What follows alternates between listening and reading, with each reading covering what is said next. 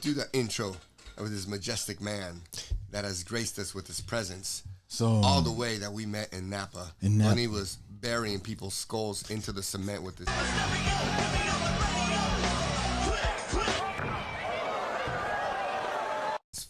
When I first met, go ahead, start the intro. When I first met Benny, okay, his Instagram handle was, I think, Mr. Guam. Mr. Guam. So forever and ever, he will be my Señor Guam. This is big time Benny Salas. Show is. Handsome Squidward. What'd you call him? Squidward? Handsome Squidward. Because you're old. Don't worry about it. Don't worry about it. To the world. Don't worry about it. You That's old. What I'm talking about. People know. So, handsome Squidward. So let me tell you, when badass motherfucker, Benny Salas. Right on. Thank you. So when I met Benny, right, we were at shout out to Steve Barnett. We're at his show, San Francisco Combat, right? And I'm over here with your sensei. Who's your sensei? Right, Eddie Abasolo, Alexis Davis. Yeah. Eddie. Yeah. I was with Eddie. Let's go start with Eddie. I was with Eddie up in the bleachers, right? And me and he was to my right, and we're bullshitting, blah, blah, blah. And I'm in my fly-ass suit. Remember that suit? Bro, that's the only time I'll talk about myself right now. So I was in that fly-ass suit, and I roll up to Eddie. He's like, yo, what's up? What's up with this suit? I'm just fucking trying to be fucking like my Yale, son. You know, you got that flavor. I'm trying to be like you guys. And we're over there. We're watching you walk. And Eddie goes, yeah, Eddie's my guy. I was like, hey, isn't that like your twin brother, your little brother? He goes, I get that a lot. I said, does he fight like you? He goes, yeah. Yeah. And I was like, all right. So we were just watching him. We were like, we were just watching. I was watching him and watching you at the same time. He was like, man, he was proud of your work, man. Yeah. He was like really proud of your work. And I was just watching both of you like, man, Sensei and fucking Killer out there destroying this fool. And that was a good ass show, bro. Like that, and you had a hard ass fight too. That guy was not going down. Yeah, it was tough. You were cracking and cracking. Yeah. That's how I met Benny Boy, right? Big time Benny. So, as you're making out that walk, right? Mm-hmm. You got a strut to you.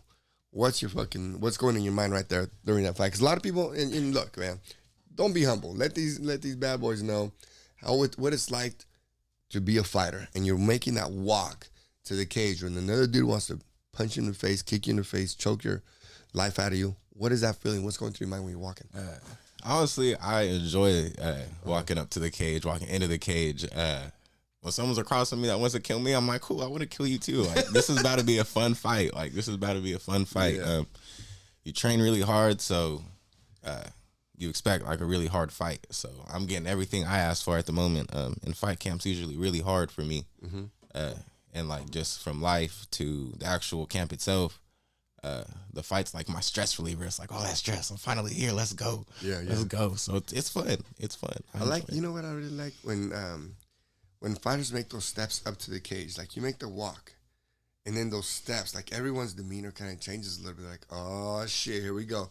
Make those steps up into the cage. What is that like right there? Those steps, because all the fighters go through that. And maybe you guys don't watch this shit, but I'm watching everything that fighters are doing when they're moving. Those steps, what's the feeling? It's like, oh shit, here we go. I like to do like a little shimmy on my way in, just to like, all right, like I'm wiggling, I'm loose, like here we go. Like this is about to be like so fun right now. And And so you walk in the cage, right? Was your opponent in it already when you walked in, or did he walk in second? That's funny. I feel like there's a conspiracy against me because I'm always the first person to walk out. Besides my first fight. There's a conspiracy against, but we got your back, bro. Yeah. Hey, Steve, he's walking in second next. Okay, next fight, you're walking in second. It don't matter. Keep the ball rolling. Yeah. You always walk it is working. What's your record? I am 3-1 in MMA and 3-1 in Muay Thai. Nice, awesome, good shit. Yeah. And so you're inside the cage, right? And you're looking at your guy.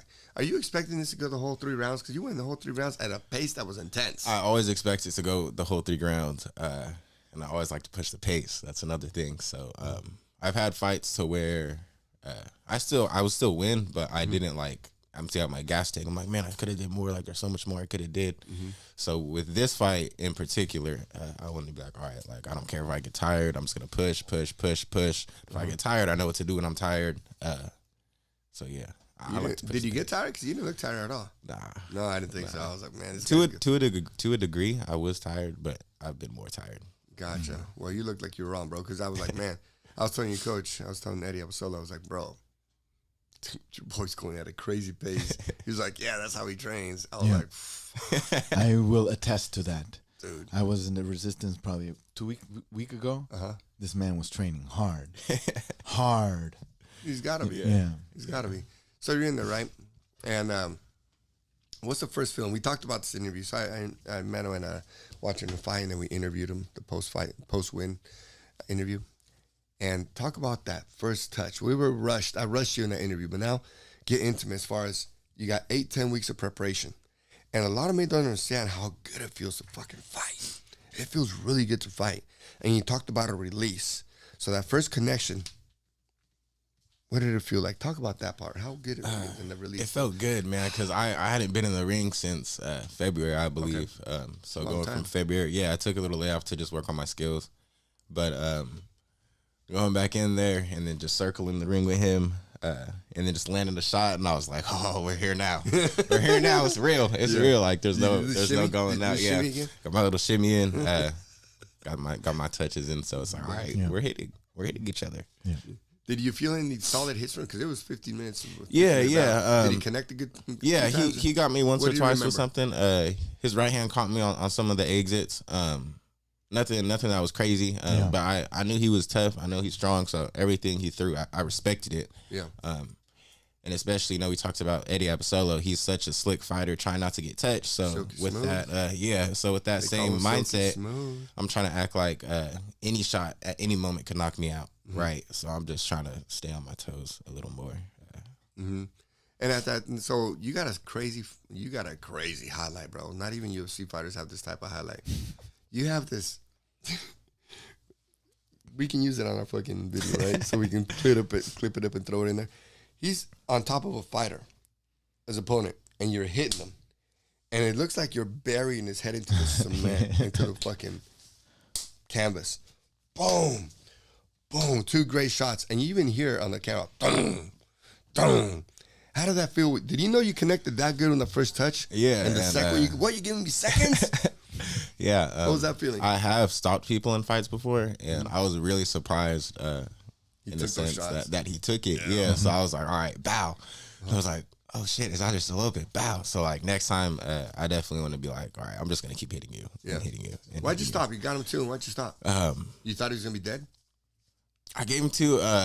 He was being very stubborn with his guard, and I was like, you know what? I'm winning on the ground. I'm winning on my feet. I'm not gonna why am I gonna play this game with you? I'm just stand back up. And that was your feeling. It was what? That was your feeling. You didn't want That was to my feeling. practice Yeah. some more? Nah. I wanted to, because we talk about pushing the pace. There is a certain point where I am expending more energy than is needed. So I felt like the smartest thing to do, fight IQ wise, was just get back on my bike and stand up. Get back on your feet and keep going. Right on. So after that fight, right? After you win that fight, you got round 1, you got round 2, and I like what your corner said to you after the end of round 2. And what they say to you? It was pretty much just stay disciplined. He's gonna come out doing something crazy. That's the cool part about MMA versus Muay Thai. Is MMA, you get people that do all these different arts. Versus Muay Thai, you find Muay Thai people. MMA, you got people that do a bunch of spinning back kicks and spinning back fists type shit. So just being ready for stuff like that, because that stuff is sneaky, and he did not go do that with the spinning back fist. So I knew He's good. especially in those later rounds, he's good. He has knockout power. He can sneak that stuff in. I just got to stay on my shit. How important is it to have a great corner in the middle of the fights? How important is it? Tell these people, because there might be some fighters that don't have the right cornerman. How important is it to have the right cornerman? Dude, it is like probably the most important thing to have the right corner, because not only do you have to trust them, but you have to have like the relationship with him, because you're going into the ring, and I know it's like not that serious, but it is serious. People die in the ring, so it's like not only you have to trust these people to play the video game with you a little bit, but you also have to let them trust you that you're just not gonna go in there and just. But they're also your eyes. Yeah, they're my eyes. They're looking at, they're watching you fight. Maybe you're seeing something different. Yeah. That's another thing too. Is I feel like a lot of people get the idea that cornering is they just go in there and tell you what to do, but at a certain level, it gets to the point where we're collaborating.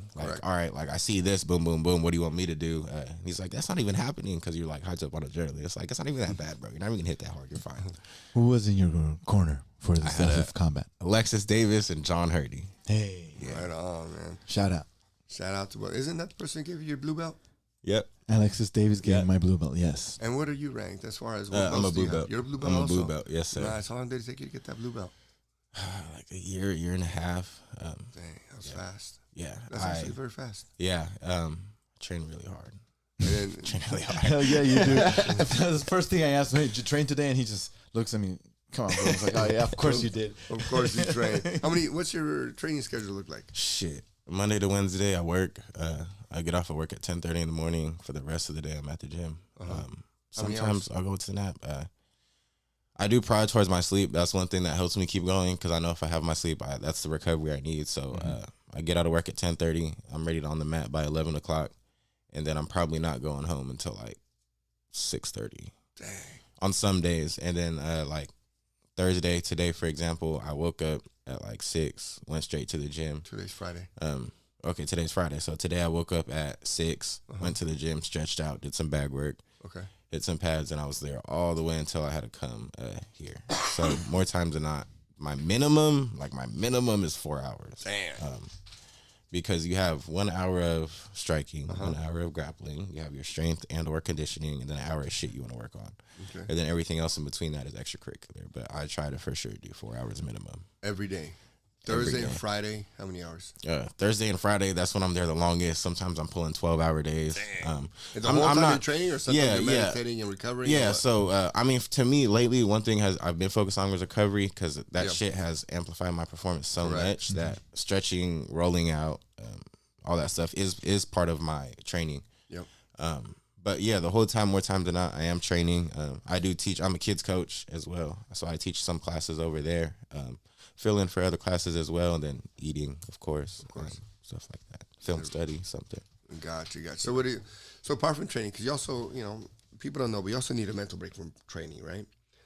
What do you... He loves it too much. How dare you? How dare you infuse the... Yeah. Did I do something? Did I ask the wrong question? No, I'll let you finish. So apart from training, right, what do you do as far as like a mental break? Because some people need a little mental break, right? Some people say it refreshes me and it gets me hungry again for back to training again. Do you need that or not really?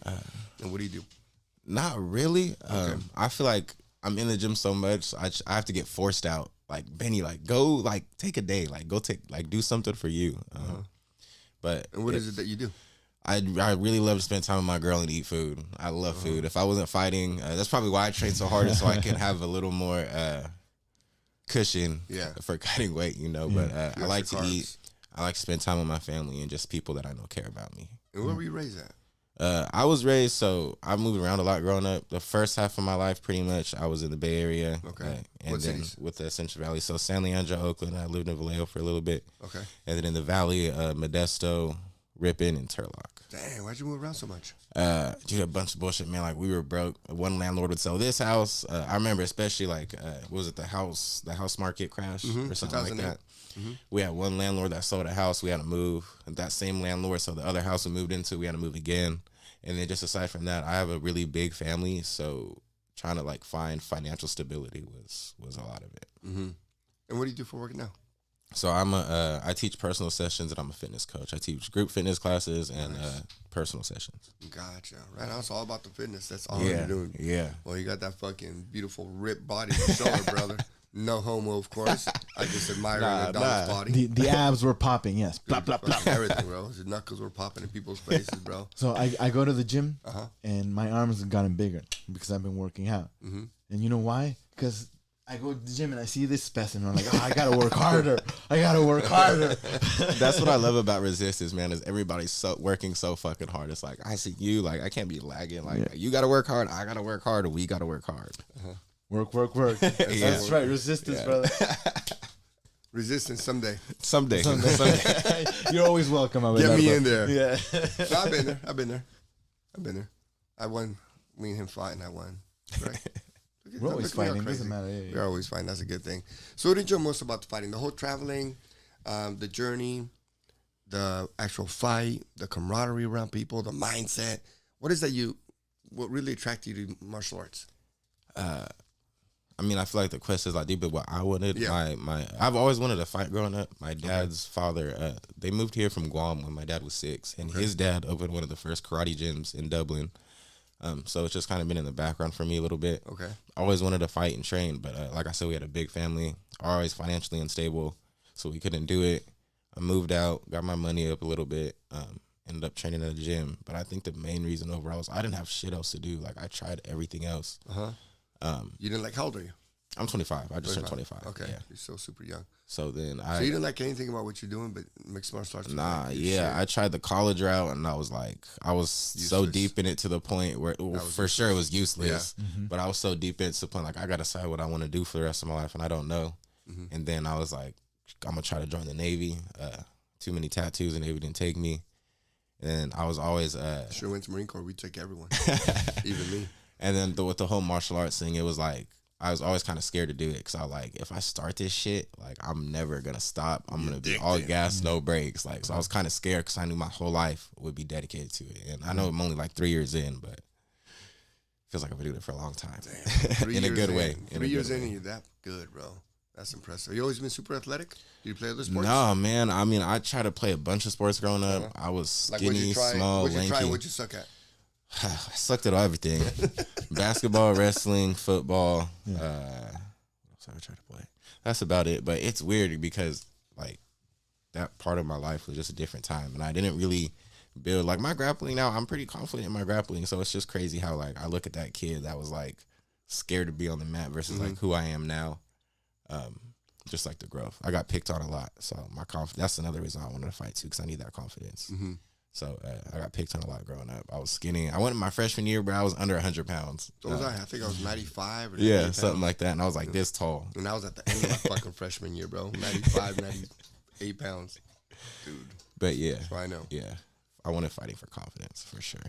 Now, do you ever wish you can beat up some of those bullies that messed with you back in the days? Do you kind of wish? I used to, man. I still wish. And I'm 40 years later, I might be traumatized or something. And I see they're all friendly with me on Facebook. Yeah. I'm like, bitch. Yeah. Look at your fucking out of shape ass. I still look kind of decent. Got a gut, but I can fucking roll. You know what I mean? I'm still. Your wounds are fresher than mine. I'm talking mine were fucking early 80s. Yeah. Yours were like 5 years ago. Yeah. 6 years ago. I mean, I did at one point want to be like, you know, like you said, like, fuck y'all, this and that. But I feel like just with any trauma in general, you just got to let that hurt go. Like, you just got to let that go and, like. Or use it. Or use it, yeah. Or use it. Correct. Or use it. I like to use it. So, like, like you said, people hit me up like, oh, you're doing so good. Like, I'm rooting for you, da-da-da-da-da. I'm like, you were kind of a shithead to me, but I appreciate it. Yeah. But it's like you said, like, got to let that hurt go. Got to let that hurt go. And then give it to someone else in the ring, bro. Then give it to someone else in the ring, or it's so far gone that I just focus on hurting the next person. Yeah. Correct. Let me ask you something. So you got 3-1 in MMA and 3-1 in Muay Thai. How many more fights you gonna do before you turn pro? And this is something you want to do pro for sure. Awesome. You been wanting to be pro since I was like 12 years old. Damn. So I've always wanted to do this shit. So when do you think you're gonna turn pro? Whenever my what does Silky Smooth say? I was gonna say back to my coaches whenever they tell me to turn pro. Turn pro. How often do you have that conversation with them? Too busy working to be talking about that. Yeah. I just this man has no time.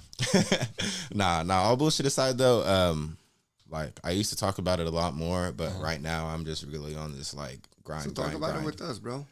So in your ideal world. Come on, dream world, your meditation, manifesting, your training, your discipline, your recovery's right.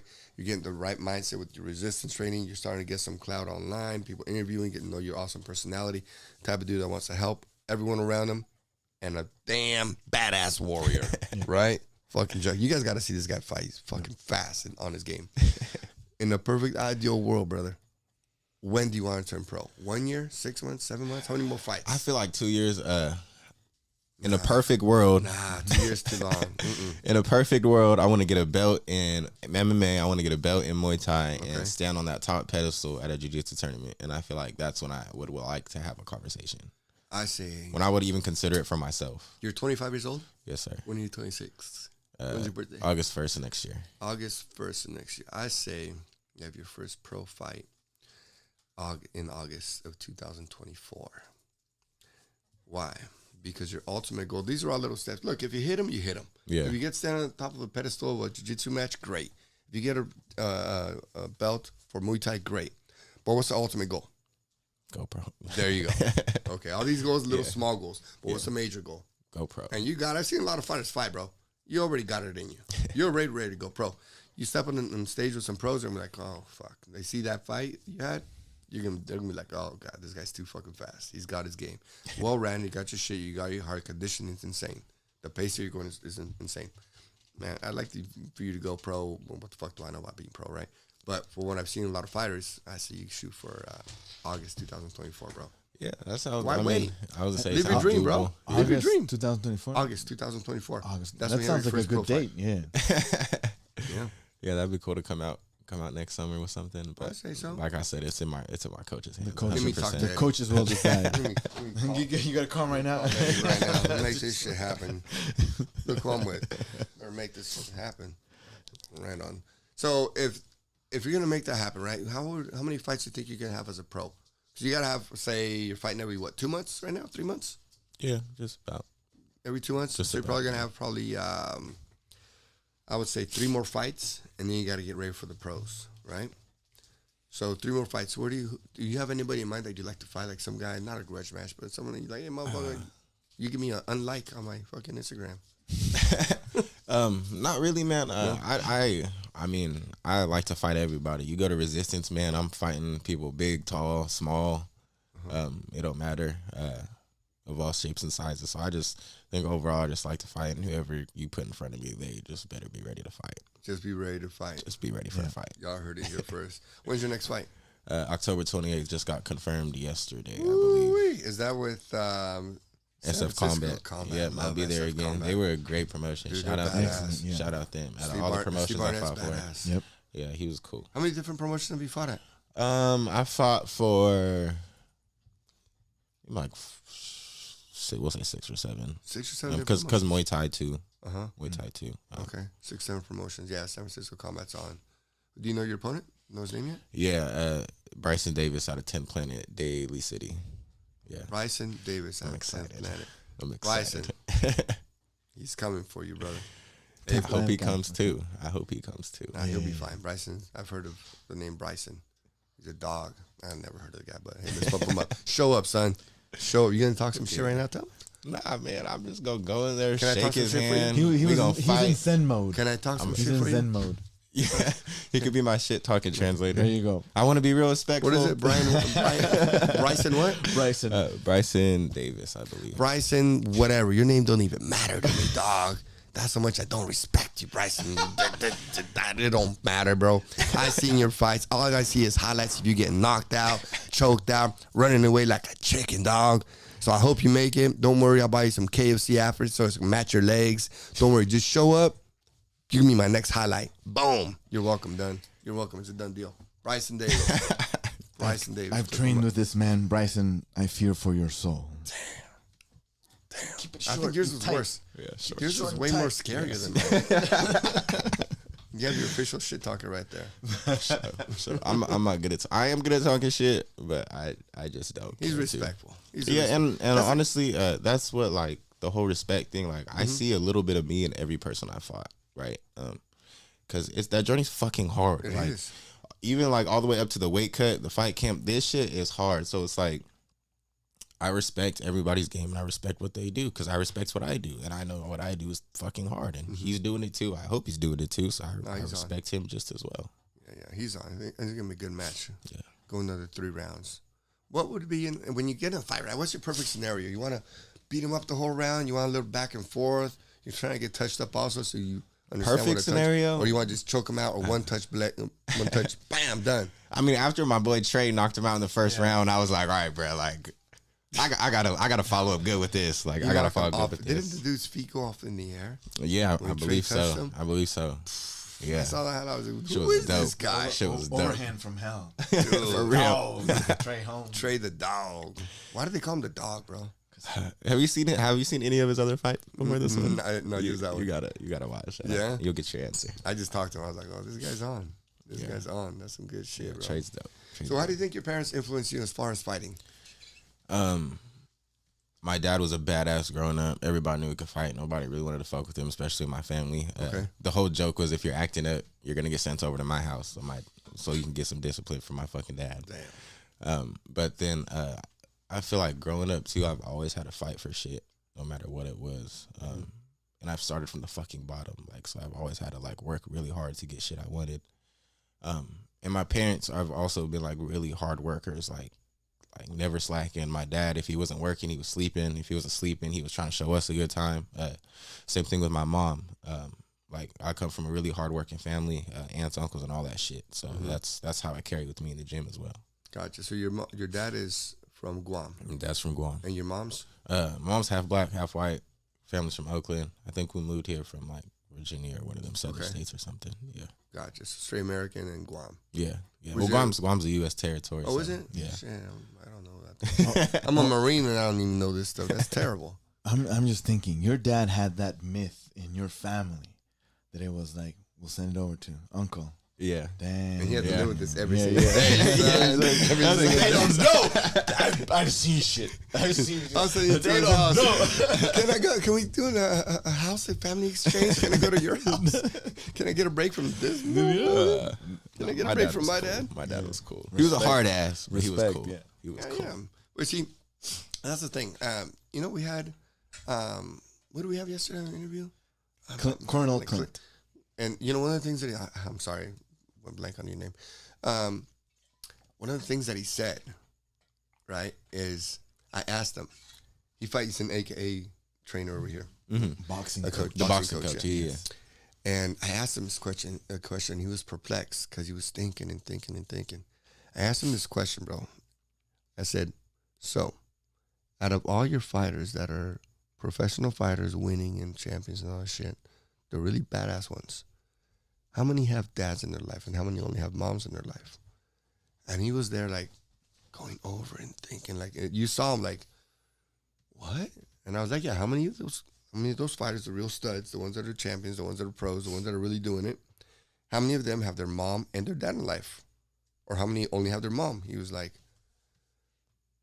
we went back and forth, back and forth, back and forth. And the conclusion was, all of my best fighters have their dad involved. There is none of the best fighters have only moms involved. Like And he was family. The family was there. correct, but more importantly, the dad. Yeah, because the dad is, we know what it is, And so just from that, I asked that, I'm like, damn, you're gonna go places, because if you have your dad involved in fighting, it's already I mean, he's not fully involved. My dad actually he but passed away a little bit of but you had him there. Yeah. You know what I mean? That was for sure like a And that's the thing. Yeah. And so, I like to watch a lot of mixed martial arts, right? A lot of them. And in the interviews, they always talk about their dad. These champions, the high contenders are always talking about their father. They're not really talking about their mom. Respect to moms too, right? You gotta love them. But the real hard man mentality is coming from the dad, the father. Why do you think that is? In your case, talk about that. Talk about your pops. My dad, he was a doer. He had that mindset of like, it don't matter on any given day. Can't fuck with me. Like only time, like I said, we didn't have money, right? So his big thing was, even if I don't have money, I'm gonna look better than somebody that does. I'm gonna be sharper, and I'm gonna talk better, and I'm gonna just walk better, and just carry myself better. That was his big thing. But my mom, I feel like, is where it also like that mindset comes in for me too, because my dad had like that hard ass mindset, like I can't be fucked with. But my mom also had that mindset of, yo, I'm not fucking giving up. So I feel like I've just got the best of both worlds. I was really lucky to have that growing up. Right on. Was your mom at that fight? Yeah. She was? Yeah. Oh man, I gotta meet her. She sounds like a cool chick. How would she react when she's like, you're fighting, she's screaming for you and doing all this crazy shit, or she chill? She's scared? The first couple of times she was like total like, okay. What am I trying to say? Like, don't talk, don't breathe, just looking. But now she's more cheerful about it. Now that she knows I'm not gonna go out there and just get canned or nothing. She's been to all your fights. She's MMA and all your Muay Thai. She's been to all of them. I think one she showed up like right when it was over. Okay. But yeah, my mom always showed up for me. She's always there for you. My mom always shows up for me. My family, my siblings. Yeah, your whole family was there for that. How many people were there? Shit. Your family. I had my mom, my siblings. I have 5 siblings. My now stepfather as of last year, and my grandmother, and then an aunt and uncle. Yeah. So I was like, what, 10 or 11? Make sure I'm not forgetting nobody. I like meeting people's families, bro. It's cool. It's like, man, this is how you develop a fighter, this is where it came from. Yeah. That's badass, bro. Yeah. I love fucking. You said it earlier. It takes a village. It takes a village. Takes a village. Exactly. Takes a village. So when you're training these new fighters, right? Do you ever have these fighters that come and say, "Oh, I've never trained in my life, but I want to be a pro"? What do you say to those young guys? How do you help them develop into this? I mean, some is bullshit, right? You know, the punch in the face. Yeah. Come on, dog, you ain't gonna fight, right? Yeah. But how do you start developing these young people? I'm like, all right, man. Like, I'll see you up in here. Like, I'll see you when I see you. I think first and foremost, it starts with the prerequisites, right? If you're not even showing up on time for class and you're late every single day, and I see you probably once or twice a week, like, that tells me enough about you. But if you're coming in early, bro, and you're like stretching, like making sure you're on the mat on time, you're getting those EPS reps in, kicking the bag, sprawling, shooting, whatever. I'm like, that dude is gonna be a little different than the rest of y'all. Mm-hmm. Just because he's putting that extra work in. That extra work, yeah, because you got a lot of people that talk about it, and then it's not like we're in a gym where people like aren't really doing the shit. Like you said, we got Eddie, we got Alexis, like we got real ass fighters up in here. Real ass fighters. And it's like you see what they're doing every day. They're not coming in here just bullshitting, taking 30 minutes to get on the mat because this is high school to you. Like you wanted to make your social hour. Like everybody that wants to be somebody is working like they're somebody. Gotcha. Or someone wants to take it from them. Or someone wants to take it from them. Exactly. And so when you're in there in the gym, what's the funnest part for you as far as when you first started training? What was the funnest part when you first started training, if you can remember way back to 3 years ago? I think it was just like walking in the door because I still had a full-time job back then. I'm just like, oh, finally. Like even now, I'm like, oh my God, I'm finally here. Like I start work really early in the morning, so I have my whole day to train. So I'm just like, oh, like I enjoy every moment leading up to walking into the gym because I enjoy training so much. Bro. That's cool. Yeah. How do you think that love came to you? Oh, shit. That's a really good question. Where did it appear from? I'm not going to lie. You didn't train till you were 21, 22, so. Yeah, just about 22. Okay. So how'd you get there all of a sudden? I knew there was nothing else for me. And like I said, I knew that once I walked in, I wasn't going to fuck around and like do shit else. So it was just like, I've always loved working out. Even when I was like the skinny, lanky kid, I was always like doing extra like laps around after practice or knocking out some push-ups. Like I've always liked to work out. Do that extra work. Yeah, but then with the thing I like about training is the physical pain that comes with it. Why? Because if I don't wake up sore as fuck the next day, I did something wrong. No shit, huh? That's how you feel every day? Yeah. I like to it's always going to be some type of pain. This man trains. Yeah. Look at my it's face. like, all right, maybe my shoulders aren't that sore, my hips aren't that sore. Maybe I lagged on my grappling a little bit. I can move my body today too easily. Should have trained a little harder. Damn, dog. But like no, because there is that pain aspect that comes with it for real. And then just like when it comes with kicking the bag, like I'm not gonna kick the bag until like 10 times. I'm gonna kick the bag until I can kick it with perfect technique, even though my fucking legs are crumbling right now. Damn, where'd you get that mentality from? The perfection. Oh shit! I think how do average mortals develop that? We're not talking about superhumans. We're talking about these mere mortals. It's obsession, honestly, man. I like everybody's obsessed with something. I think for me, I'm just lucky enough that my obsession is fighting. I know plenty of people that fucking are obsessed with schoolwork and like their jobs and stuff, and they'll pull fucking all-nighters writing papers and shit because I guess they're obsessed with it or something. Yeah. I couldn't do that shit, but it's just useless, it's just it's like useless. Like who? But it's just but you can say the same thing about fighting though. You say I've heard it before. Fighting's a poor man's sport. I know a lot of people that are really good fighters that haven't gotten their big break and that are just getting by on nickels and dimes. So it's not like fighting's the end all be all. Like, oh, you're a fighter now. You got it all figured out. It's like, what do you think is the next step from you? See, like these people that are making good money, Coach Eddie.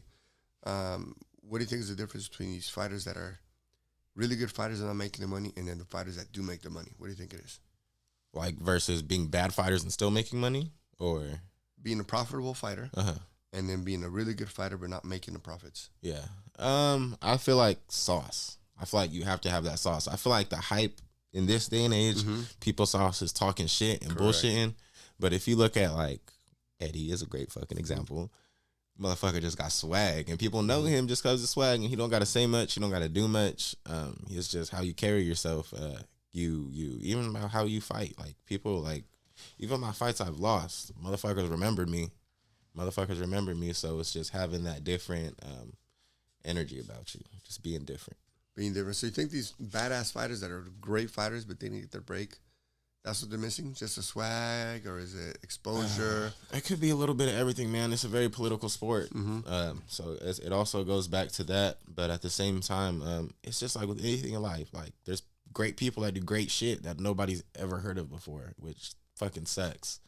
But it's just the way life is, I guess. You know, we talk to promoters. We interview promoters, right? What they say, and tell me if this makes sense or not. What they say is, we ask, what do you look for in a fighter? And they say, well, two things. First, can he fight? Well, do they have that dog in them? Fight, keep fighting. And most fighters, you know, well, after a few fights, you know, you're in or you're not, and you keep going. But the second part, which I think is more important, right? Because there's a lot of fighters out there, like you said, great fighters just don't make it. The second fight, I think, is more important for the sport. And it appears it's going to be like, oh, you fucking don't know what you're talking about. But it's always about, you said, politics, money. Being able to put butts in the seat. Can you get that exposure? Can you get the following? Can you get those likes? Can you get all those views? That's what the promoters were talking about. They're saying they need to be able to do that. Can they put butts in the seats? Yeah, I agree for sure. I feel like there's more than one way to go about doing that. You know, being the loudest motherfucker in the room is one of the ways, but it's not the way. There's more than one way to get butts in seats. You know, you've had plenty of fighters who don't even speak English that Americans fucking love because of their fighting and how they carry themselves. So I feel like, yeah, we're kind of in a weird era right now where shit talking and sex sells. So just trying to find another path to the mountain. That's always worked both ways, you know. But I think you're on the right path, because when I saw you fight and they were interviewed, I was like, ooh, this guy's special.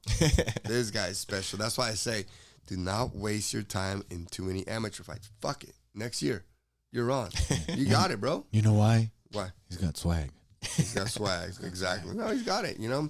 And, you know, one of the things that we try to do, you know, when me and Pedro and Miguel started talking about this, and then we're like, you know, we want to start promoting the men that are going to change this world, especially in California. You know, we're all nerfed up here, right? Everything's all soft, and you can't do this type of stuff, and you got to be gentle. Nah, fuck that. Who are the men that we really respect in this world? Yeah, usually the roughhouse men that did it right, though. Correct. That did it right. There you go. And so when we talk about bringing us up, giving you that shine, we really respect you guys a lot. I respect you a lot. You know, I was raised in the game also, but you're doing it at a whole different level. My era was different. I was telling Cristobal about my shit. I'll tell you off camera. It's fucking different, right? But right now, I think you guys, the way your example, the way you portray yourself, the way you act, because this is who you are, is really impressive. And this is what our young men need to be like you. And I really say that, you know, with all my heart, because the way we change our country is by influence of our young men around here. And to me, what's the purest type of man? A martial artist that can control himself. You're not doing drugs. You're not drinking. You're not being rowdy. You're working, being disciplined, eating right, sleeping, and helping other young people develop. You're coaching. Yeah. You know, what else can you add on to that apart from some beautiful hair to make it a more better human? Think about that. You got it all going on. You know, money's going to come because it's going to come. Yeah, you money. know? I've been in situations where I've had more money in my pocket than other times, and money is not. Yeah, and it's what it is. You got to be happy. Money's going to come to you when you're doing all the right things, bro. I can already tell. I see fucking money. You got a manager? I like to be your manager, dog. Let's get you fucking paid, son. Get you paid, son. So to all those people that have never been in the dojo, bro, wrap it up for us. And we're going to, you know, shout out your Instagram. Tell them what they need to do and invite him to your gym. Yeah. You can personally meet him and get coached by him. Badass dude. You know, you're meeting him right here. This is why we're doing it. Get you your shine. And you can train with him. And in the future, when he's a pro, you're like, man, that guy used to coach me. Yeah. But then he became big time and he dumped me. Tell them what they got to do to be in the gym. I mean, you know, because people are scared to get in the gym sometimes. Yeah. You know, tell them, shout them out. Tell them what they got to do. Where you're at, where you're training. I mean, I'm at Resistance Fitness Center, and look, this is the most family-driven place. Yeah, it is in Pleasanton, California, and this is the most like community unified gym I've ever been to. It's all love there, bro. It's all love there. Is. Like I feel like love and punches in the face. Yeah, and I feel like with fighting, people think like, oh, he's a big fighter, dude. He's an asshole. This and that. Like, nah, like it's all love in that gym. Yeah, it's all love and respect. So what do you tell them? Don't be scared. Come join us. Don't be scared. A couple of free classes. Like I said in the previous interview, you know, come work hard with us, man. Yeah. Come see what you're about. Come see what you're capable of, because you're always more capable of than what you think you're capable of. So doing man shit, bro. Yeah. Doing man shit. And if you're a woman, hey, do woman shit. Yeah. I feel like on the flip side of being a strong man, you also need strong women out there. Correct, for sure. It's one with the other. You got to work together. Hell for sure. Yeah. Well, brother, great job. Thank you so much for being here. Appreciate Everyone's you. Everyone's going to love you out there. Big time Benny. Look forward to Big Time Benny on Instagram, turning pro. We're going to keep destroying people. We're going to put the highlight. Pedro, can you put the highlight of him smashing a guy scoring to the canvas? Bro, that was nasty. You're a mean guy. Don't let that smile fool you. He's a mean guy.